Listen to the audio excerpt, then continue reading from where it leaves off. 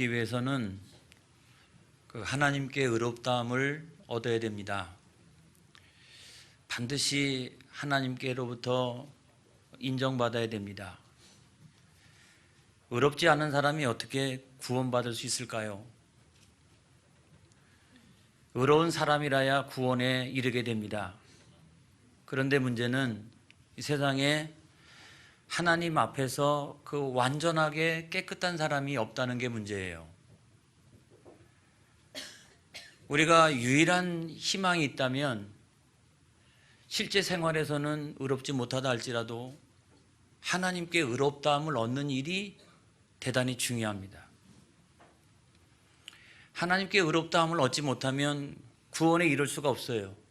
그래서 구원의 시작은 하나님께 있고요. 하나님의 은혜가 아니고서는 어떤 사람도 구원에 이를 수가 없는 것입니다. 정말 이것이 가능한 일일까?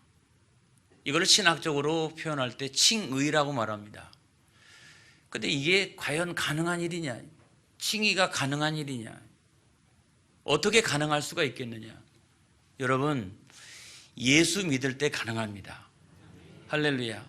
예수님께서 내 죄를 대신해 가지고 십자가에 죽으셨기 때문에 내가 그 십자가에 높이 달리신 그 예수님을 믿으면 내 죄가 예수님께로 전가되어집니다. 예수님 안에 있는 그 하나님의 가장 완전하고 온전하신 그 의가, 그 절대적인 의가 내게로 전가되어지는 거예요.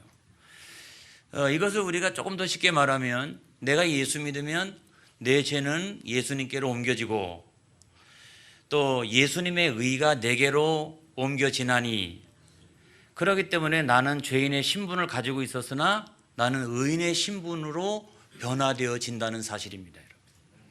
할렐루야. 이것을 갖다가 우리가 십자가의 신비 또는 보혈의 공로, 그렇게 이야기합니다. 이거를 우리가 여러 가지로 설명할 수가 있겠습니다만은, 영국에 아주 그 믿음이 좋은 백작 부인이 있었습니다. 이 백작 부인이 자기의 성에서 기거하고 있는데 살 날이 얼마 남지 않았어요. 임종이 자기에게 찾아오기 시작했습니다. 그러니까 많은 친구들이 마지막 얼굴이라도 한번 봐야지 생각을 하고서 친구들이 찾아왔어요. 친구들이 찾아와서 늘 하는 말이 좀 어떠냐, 조금 나아졌느냐, 이런 이야기를 하는데, 그 친구들이 찾아올 때마다 이 부인은 뭐라고 얘기했냐면, 예, 나는 괜찮습니다. 그런데 꼭 할 말이 하나 있습니다. 그렇게 얘기를 했대요. 무슨 이야기를 했을까요? 그 순간에 그녀는 이렇게 이야기했습니다. 우리가 세상에 살아가기 위해서는 얼마나 많은 성경 말씀이 필요한지 모릅니다. 하지만 우리가 죽을 때에는 단 한 말씀만 필요합니다. 그 단 한 말씀은 하나님의 아들 예수 그리스도의 보혈이 우리의 죄를 모두 흰눈같이 씻어 주신다는 것입니다. 할렐루야. 이 말씀이 지금 이 순간에 내 영혼에 그렇게 감미롭고 힘이 되어지고 위안이 되어질 줄은 나는 감히 상상조차 못했습니다. 그렇게 이야기를 했다는 거예요. 여러분, 우리가 임종의 순간에 가장 중요한 것이 어떤 것일까요? 그가 살아온 공로입니까? 명예입니까? 돈입니까? 아니면 어떤 지위입니까? 권력입니까? 그 임종을 눈앞에 두고 있는 그 순간에는 그게 하나도 중요하지 않는 거예요.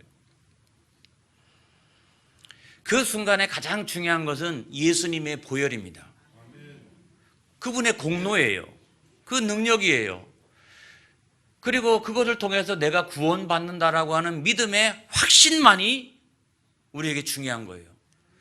그 순간에 내가 절대로 흔들릴 수 없는 것은 이 믿음의 확신입니다. 여러분, 우리가 누구에게나 이 죽음은 피할 길이 없어요. 단 한 번뿐인 인생이잖아요. 두 번 사는 것도 아니잖아요. 그 한 번뿐인 인생의 마지막 순간에 여러분들에게 그와 같은 믿음이 있기를 주님의 이름으로 축원합니다. 여러분에게 그와 같은 진리가 깨달아지기를 주님의 이름으로 축원합니다. 할렐루야.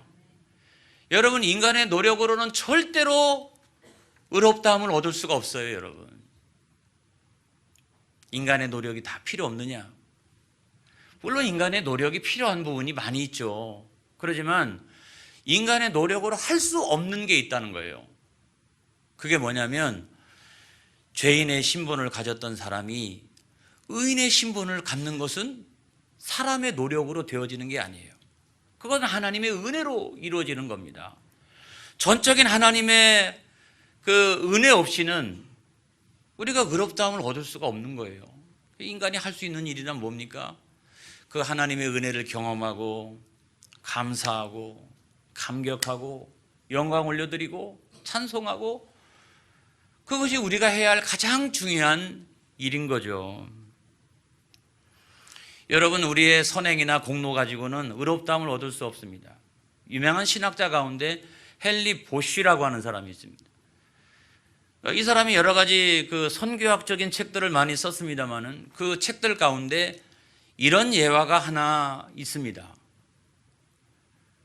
뉴욕에 있는 어떤 마취 의사가 있었는데 그 의사가 그 환자를 마취시켜 놓고 또 마취시키면서 그 산소를 공급하고 여러 가지 기체를 섞어가지고 잘 배합해가지고 마취가 되어져 있는 상황에서도 생명을 유지할 수 있도록 그렇게 조치를 취했습니다. 근데 어느 순간에 시간이 지나서 이렇게 보니까 이 산소량이 점점점 떨어지기 시작하는 거예요. 그게 안 되겠다 싶어가지고, 야, 내가 그럼 다른 산소통에다가 연결을 시켜야 되겠다, 그렇게 생각하고 보니까 그 옆에 통이 하나 있는데 맨 위에 보니까 산소라고 되어져 있는 거예요.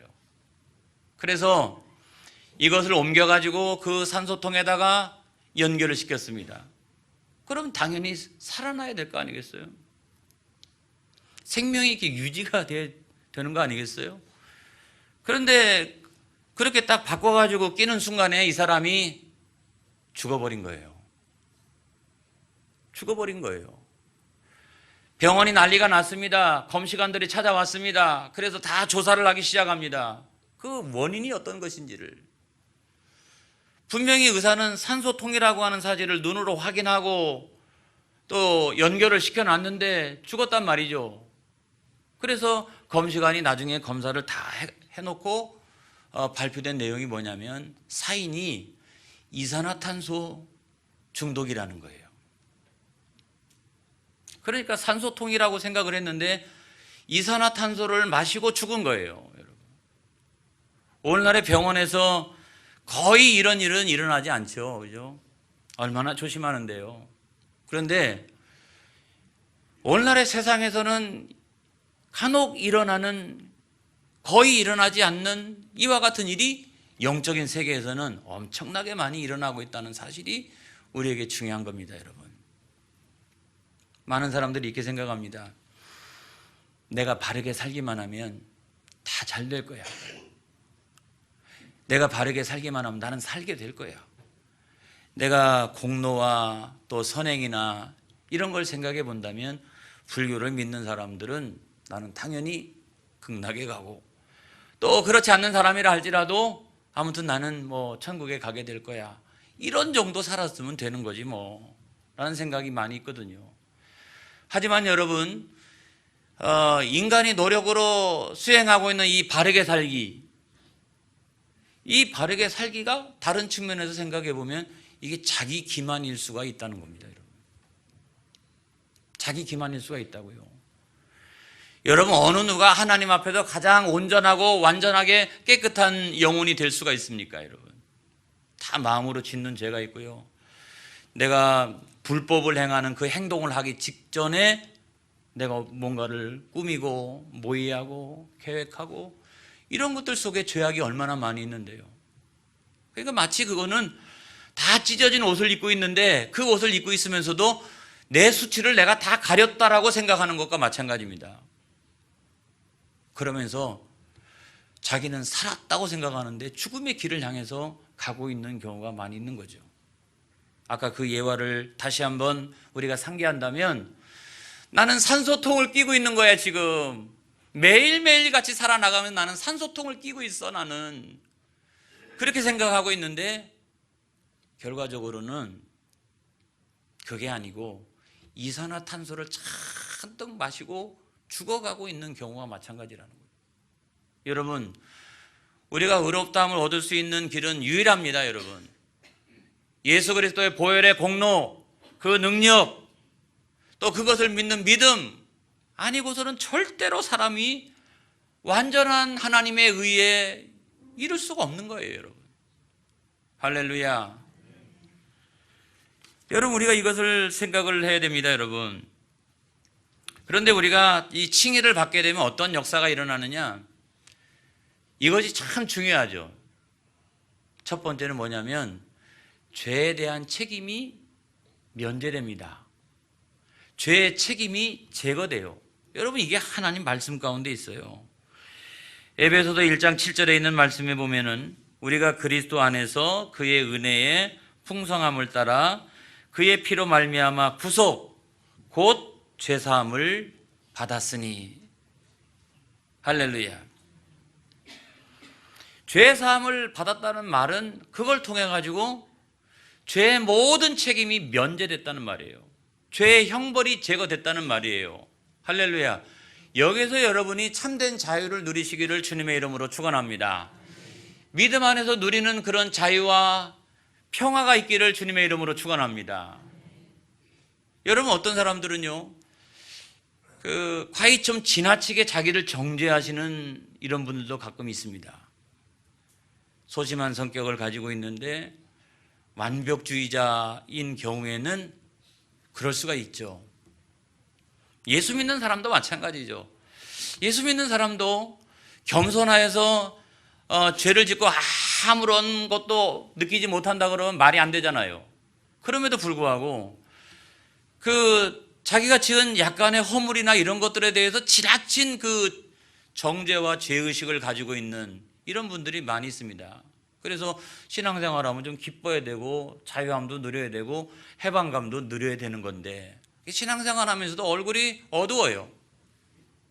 왜냐하면 자기가 자기를 괴롭히고 있는 거예요.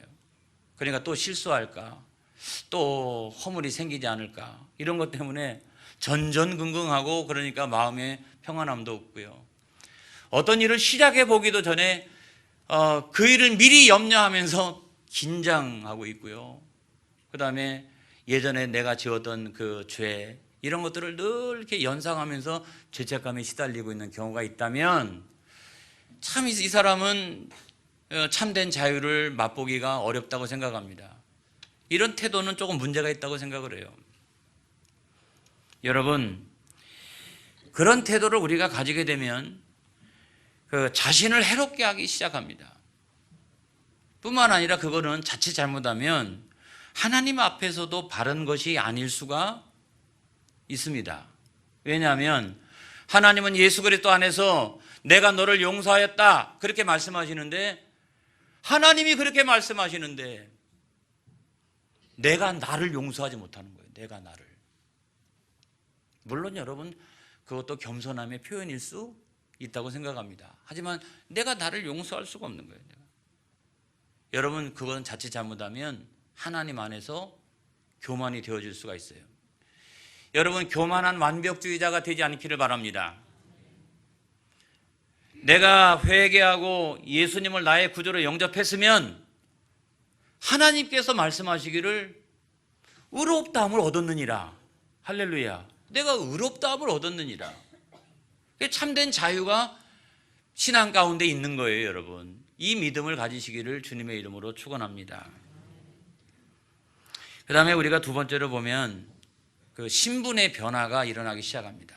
자, 성경 말씀 스가랴 3장 4절에 있는 말씀에 보면은 여호와께서 자기 앞에 선 자들에게 명령하사 그 더러운 옷을 벗기라 하시고, 또 여호수아에게 이르시되 내가 내 죄악을 제거하여 버렸으니 내게 아름다운 옷을 입히리라 하시기로. 이런 말씀이 있어요.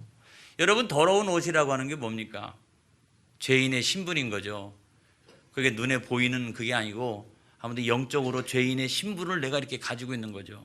그런데 하나님께서 죄악을 제거해 주신 다음에 우리에게 입혀주는 옷은 어떤 거냐면 그 옷은 아름다운 옷이라는 겁니다. 할렐루야. 의인의 옷이라는 겁니다. 이걸 여러분 믿으시기를 바라요.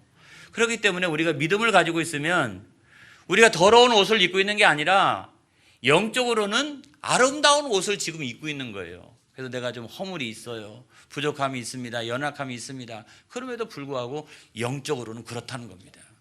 여러분의 신분이 그렇다는 겁니다. 이걸 믿으시기를 바랍니다.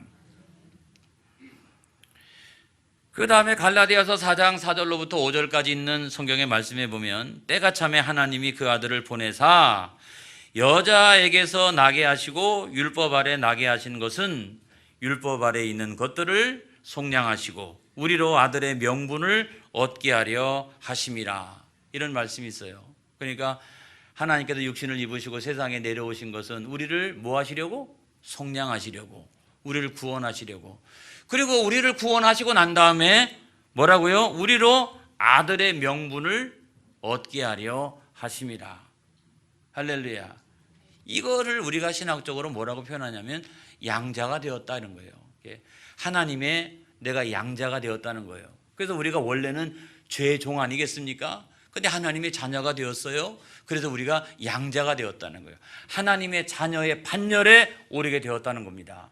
할렐루야. 이게 아주 저 유명한 양자론이에요, 여러분. 그런데 이 신분은 영원한 겁니다. 오늘날 우리가 세상에서 그 예수를 믿으면 내게 하나님의 자녀가 된 신분이 주어지고 이 신분은 영원한 거예요. 영원한 거예요. 그래서 우리가 세상적으로 볼 때는 예수 믿는 사람이나 예수 안 믿는 사람이나 다 그게 그거예요. 그렇지만 한꺼풀을 벗겨가지고 그 안에 들어가 보면 우리는 무슨 옷을 입고 있다? 아름다운 옷을 입고 있다. 하나님의 자녀된 신분을 가지고 있다라고 하는 것이 우리에게 중요한 것입니다, 여러분. 할렐루야. 그래서 그 신분 때문에 사망 죽음 권세가 내 인생에 어느 순간 찾아온다 할지라도 내가 가지고 있는 신분이 영원한 신분이고 하나님의 자녀된 권세가 있기 때문에 사망 죽음 권세를 꿰뚫고 올라가서 구원을 완성하고 할렐루야, 영생을 얻고 천국에 들어가게 되는 줄로 믿습니다. 왜 내가 그와 같은 놀라운 은혜를 받게 되느냐? 내가 예수 믿어서 그와 같은 신분이 되었기 때문에 이 하나님의 자녀된 신분을 그 누가 어떻게 할 수 없는 것입니다, 여러분. 할렐루야. 예전에 호주에 가면 육군사관학교가 있는데 태국의 왕자들이 그 육군사관학교에 가가지고 공부를 할 때가 있습니다. 그래서 그 왕자가 오기 전에 그 호주 육군사관학교에 잘 적응할 수 있도록 호주의 유능한 청년들 가운데 몇 명을 이렇게 선출해가지고 이 사람들을 태국으로 보내가지고 미리 개인 교수를 시켜주는 경우가 있었다고 그럽니다. 당연히 그 태국에 가서 살게 되는 거죠. 왕궁에 들어가 가지고 살게 되는 겁니다. 왕실의 가족들과 함께 생활합니다. 그들과 함께 궁정에 있는 모든 특권을 다 누리고요. 왕실의 가족들과 함께 여행도 하고요. 그들과 함께 같이 식사도 하고요. 전 세계에서 태국의 왕실이 가장 특권이 많을 거예요. 재산도 많고요. 그리고 굉장한 영향력도 가지고 있습니다, 여러분. 그게 태국의 왕실이에요. 그런데 거기에 들어가 가지고 그 왕자를 가르친다라고 하는 이유만으로 이 사람도 그 태국의 왕실에도 그만큼 웬만한 특권을 누리기 시작합니다. 얼마나 좋은지 알 수가 없어요. 그런데 문제는 시간이 지나면 나와야 된다라고 하는 게 문제입니다. 그 자기의 사역을 다 마치고 나면 다시 나와야 되는 거죠. 나와야 되는 거예요. 그게 영원하지 않잖아요. 그런데 여러분, 우리가 가지고 있는 이 신분은 그렇게 일시적인 게 아니에요. 우리가 가지고 있는 신분은 영원한 것입니다. 우리는 하나님 나라의 상속자예요. 할렐루야. 그 영원한 그 신분이 우리 가운데 있다고 하는 사실이에요. 그런데 또 한 가지, 세 번째로 중요한 것은 이거를 사람이 말하면 우리가 잘 이해가 안 되잖아요. 내 안에 그와 같은 영원한 신분이 있다라고 하는 사실을 다른 사람이 이야기하거나 세상의 어떤 그 학문이 우리들에게 가르쳐 주거나 이러면 별로 믿을 수가 없는데, 그 인정과 선언과 법을 누가 말씀하시느냐? 하나님이 말씀하셨다는 거예요. 바로 그렇다. 내가 가지고 있는 신분은 일시적인 게 아니라 영원하다. 이와 같이 하나님이 선언해 주셨다는 사실이 더욱 믿어지는 거예요, 여러분. 할렐루야. 성경 말씀 가운데 로마서 3장 30절의 말씀에 이런 말씀이 있어요. 할례자도 믿음으로 말미암아 또는 무할례자도 믿음으로 말미암아 의롭다 하실 하나님은 한 분이시니라. 할렐루야. 그걸 선언해 주시는 분이 한 분이에요. 로마서 8장 33절에도 마찬가지입니다. 누가 능히 하나님의 택하신 자를 송사하리요 의롭다 하신 이는 하나님이시니. 할렐루야. 하나님이 너를 의롭다고 그러는데 세상에 그 누가 너를 죄인이라고 여러분 이야기할 수 있겠어요? 우리는 하나님께서 의롭다 하셨기 때문에 우리는 의인이 된 줄로 믿습니다. 그래서 우리가 해야 될 것은 마땅히 드려야 될 감사와 찬양과 영광입니다, 여러분. 제가 뭐 저녁 때마다 다니엘 기도회를 하고 있습니다만은, 그 다니엘 기도회를 하는 이유 가운데 하나는 저렇게 유명한 강사들을 제가 매일 저녁 다 세울 수가 없어요. 그런데 하나님의 은혜로 공짜로 제가 사례비를 드리지 않고 21일 동안 매일매일 같이 전 세계적으로 굉장히 귀하게 하나님 앞에 쓰임받는 그런 주의 종들을 단위에 세워가지고 은혜를 받고 있다, 이런 말이에요. 그래서 저는 저걸 이렇게 지켜보면서 항상 목회적인 관점에서 보게 됩니다. 영상으로 이렇게 은혜를 받고 있지만 항상 목회적인 관점에서 보게 돼요. 저걸 보면서 저 교회와 우리 교회의 차이점은 어떤 것일까? 우리가 부족한 부분은 무엇일까? 우리 교회에 적용해야 될 것은 어떤 것인가? 내가 한번 가봐야 되겠다. 아무튼 뭐 이러저러한 생각들이 제 마음속에 드는데, 그 가운데 첫 번째가 뭐냐면 감사 찬양이 더욱더 풍성해져야 되겠다. 그냥 예배 전에 찬양이 쫙, 이미 벌써 찬양을 통해서 은혜를 받고 있잖아요. 저는 첫날에 눈물이 나오더라고요. 막 찬양 중에 거하시는 그 하나님을 체험하게 되니까 나를 향해서 쌓아두신 하나님의 은혜가 있었구나. 그래서 막 찬양 한 곡 부르는데 막 눈물이 그냥 막 이렇게 나오는 거예요. 시간 기도하면서도 그런 눈물의 은혜를 제가 체험하고 있습니다. 그런데 문제는 뭐냐면 이 감사 찬양이 그만큼 중요한데, 감사 찬양이 더욱더 풍성해져야 되고 우리 교회 안에서도 이 감사의 기도가 더욱더 풍성해져야 되겠다, 이런 생각이 여러분 듭니다. 우리가 감사합니다 라고 하는 말은 얼마나 아름다운 거예요. 내가 당신을 사랑합니다, 이런 말도 얼마나 아름다운 거예요. 고맙습니다, 이런 말도 아름답죠.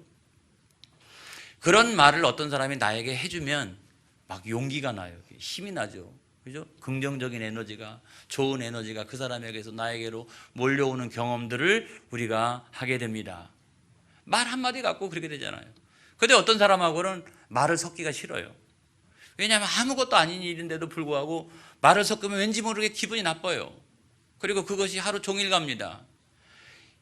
그거는 어떤 거냐면 나쁜 에너지가 거기서 나오기 때문에 그래요. 부정적인 에너지가 나오니까 그 에너지 때문에 내가 이렇게 괴로운 거예요.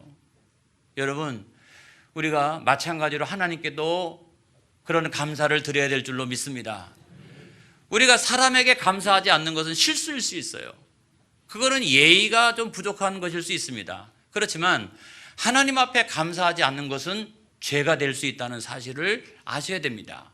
왜냐하면 아니 죄인의 신분이었던 나를 어떻게 해요? 의인의 신분으로. 종의 노예가 됐던 나를 어떻게 해요? 하나님의 거룩한 자녀의 반열에 나를 올려놓으셨다면 여러분, 내 입술을 다 통해서, 나의 평생의 삶을 통해서 하나님 앞에 감사를 드리지 않을 수가 없다는 것입니다. 할렐루야. 이번 가을이 감사가 풍성한 계절이 되기를 바랍니다. 여러분, 마지막으로 보면 아무리 칭의를 얻은 사람이라 할지라도 마지막 때 심판은 다 받는다. 이것을 믿으시기 바랍니다. 예수님께서 재림하시고 나면 모든 사람들은 아무리 칭의를 받았다 할지라도 다 하나님의 심판대 앞에 서게 되어져 있습니다. 그런데 세상의 사람들과 우리가 다른 것은 뭐냐면 세상의 사람들은 영벌의 심판을 받지만은 우리는 상급의 심판을 받게 될 줄로 믿습니다. 내가 너를 구원하였고 내가 너를 의롭다 하였고 내가 너를 하나님의 자녀로 삼아 주었으니 너는 세상에 있는 날 동안에 너는 어떻게 살았느냐? 여러분, 구원받은 것으로 끝나면 안 됩니다. 나중에 우리는 하나님 앞에 서서 지옥에 떨어지는 일은 없을지라도 너는 주의 영광을 위하여 어떻게 살았느냐? 여러분, 거기에 빈약하지 않기를 바랍니다. 여러분의 상급이 풍성하기를 주님의 이름으로 축원합니다. 할렐루야. 하나님이 우리 가운데 주신 선물 가운데 최고의 선물 가운데 하나는 뭐냐면 나를 의롭다 칭하여 주신 거예요. 할렐루야. 이와 같은 나를 말이죠. 부족한 나를, 연약한 나를. 여러분, 인생은 길지 않습니다. 여러분, 마지막 날 어느 순간에 우리가 다 결산할 때가 찾아옵니다. 우리가 어떻게 살아가야 될까요? 거기에 아주 좋은 이야기가 하나 있습니다. 뭐냐면 어떤 회계사가 교인의 집을 방문했습니다. 왜냐하면 그분이 내야 될 세금이 있었기 때문에. 여러분, 옛날에는 일방적으로 이렇게 고지합니다만은 요즘에는 이렇게 신고서를 우리가 작성해 가지고 내는 경우가 굉장히 많이 있습니다. 그래서 그거를 잘 이렇게 정리하도록 회계사가 방문한 거예요. 그래서 질문합니다. 당신의 재산 목록을 이야기하시오. 당신의 재산이 얼마나 됩니까? 그랬더니 이 사람이 나는 너무너무 많아가지고 다 헤아릴 길이 없습니다. 그렇게 얘기했어요. 회계사가 볼 때는 이 사람 별로 그렇게 부자가 아니에요. 그런데도 너무너무 많대요. 그래서 한번 그걸 얘기해봐라 그랬더니 이렇게 얘기합니다. 첫 번째로 나에게는 영생이 있습니다. 두 번째로 크고 아름다운 집이 하늘나라에 있습니다. 다른 사람들은 감히 생각해 볼 수 없는 평화를 소유하고 있습니다. 말로 다할 수 없는 즐거움이 제 안에 있습니다. 영원히 변치 않는 그리스도의 사랑이 내게 있습니다. 건강하고 부모의 말을 잘 듣는 자녀들이 있습니다. 캄캄한 밤중 같은 인생 속에서도 나에게는 찬송이 있습니다. 생명의 면류관이 약속되어져 있습니다. 나의 필요한 모든 것 되시는 예수 그리스도를 모시고 살아가고 있습니다. 그렇게 이야기하니까 회계사가 들어보니까 이거는 이 세상의 최고의 부자보다 더 부자잖아요. 당신이 최고의 부자인 것 같은데, 근데 당신은 세상의 세무서에다가 세금을 하나도 안 내도 된다고 그렇게 얘기를 했어요. 가장 큰 부자인데 세금 낼 게 없대요. 영생 얻었다고 세금 냅니까? 하늘나라에 집이 있다고 우리가 세금 냅니까? 즐거움이 있다고, 평화가 있다고 해서 우리가 세금 냅니까? 여러분, 이 예화가 우리에게 주고 있는 놀라운 교훈이 있어요. 이 세상에서의 재산 목록만이 중요한 것이 아니라는 겁니다. 여러분, 하늘나라의 재산 목록이 풍성해지기를 주님의 이름으로 축원합니다. 그 하늘나라에서 빈약하고 연약한 사람이 되지 않기를 주님의 이름으로 축원합니다. 그래서 나머지 생애가 하나님 앞에 영광만 올려드리는, 하나님의 이름을 높여드리는 그런 복된 인생 되어지기를 주님의 이름으로 축원합니다. 기도하겠습니다.